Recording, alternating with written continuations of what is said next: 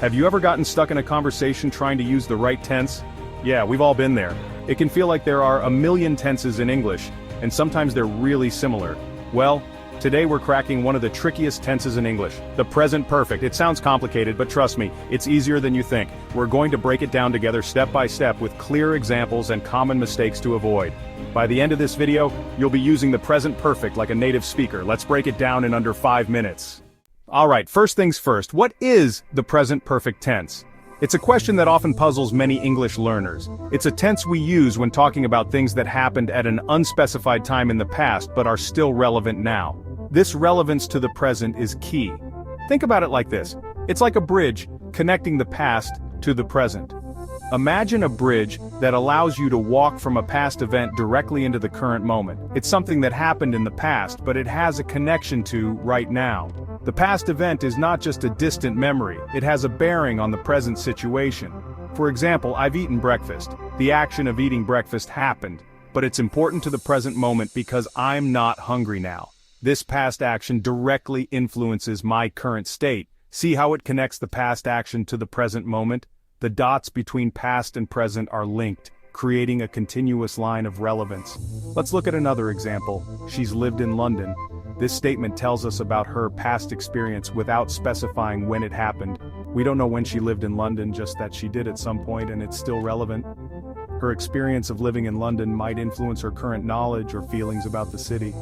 Maybe she's talking about her experience living abroad. This past experience could be shaping her present perspective or decisions. The present perfect is all about that connection. The past action still has some kind of effect on the present. It's like a ripple effect, where the initial action continues to influence the current state of affairs. Don't worry, forming the present perfect is actually pretty straightforward. Once you get the hang of it, it'll feel like second nature. Here's how you form it. Start with the subject, I, you, he, she, it, we, they. Easy peasy. Add the helping verb have or has. Remember, I/you/we/they equal sign, he/she/it equal sign. Add the past participle of the verb.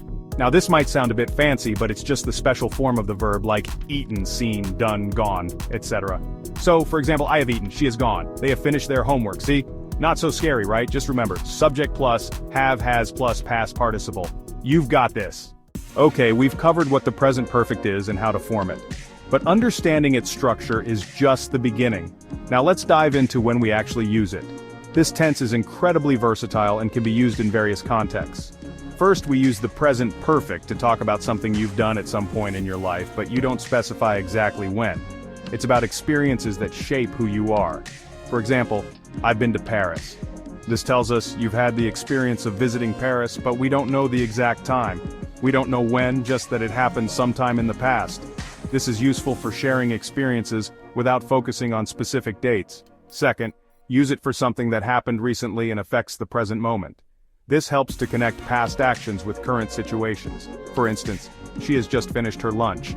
This indicates that the action was completed a short while ago, so she's done eating, and it's relevant to the present because she's not hungry anymore. This is a great way to show immediate past actions that have current relevance.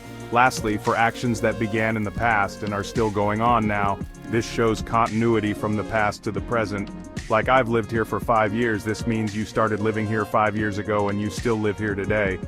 And I still live here in the present. This emphasizes the ongoing nature of the action. Remember those connections to the present moment? They are key to mastering the present perfect tense. Keep those in mind as you're practicing. The more you use it, the more natural it will become. Okay, time for some quick tips on avoiding common mistakes with the present perfect. This tense can be tricky, but with a little practice you can master it.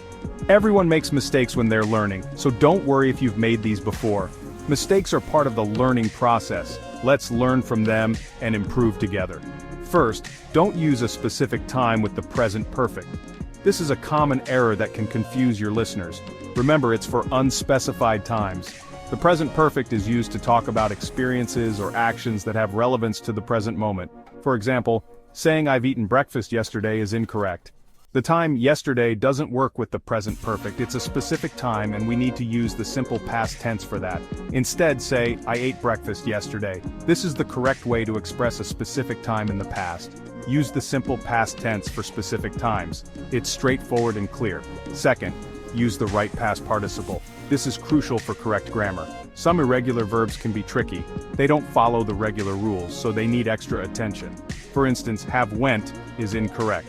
It's a common mistake, but easy to fix. The correct form is have gone. Make sure to use it correctly in your sentences. The more you practice, the more natural these irregular verbs will become. Practice makes perfect. Don't be afraid to make mistakes, that's how you learn, embrace them, and keep improving. Let's practice what we've learned. I'll say a sentence and you'll guess the right form of the present perfect. Ready? Let's go. I eat lunch already. Pause for the viewer to think. The answer is, I have eaten lunch already. Did you get it? Next sheet, read, that book before. Pause for the viewer to think. The answer is, she has read that book before. Finally, they visit many countries. Pause for the viewer to think. The answer is, they have visited many countries. How'd you do? Drop your answers in the comments below. And don't be shy about sharing any other sentences you're practicing with in the comments. See? The present perfect doesn't have to be so complicated. Just remember, it's all about linking the past with the present moments. Keep practicing, and soon you'll be using it like a pro in no time. Remember those connections, those bridges between the past and the present, and you'll be well on your way to mastering this tense completely. Hit like if this video helped, and don't forget to subscribe for more quick English tips and tricks. I release new videos every week to help you improve your English skills effectively.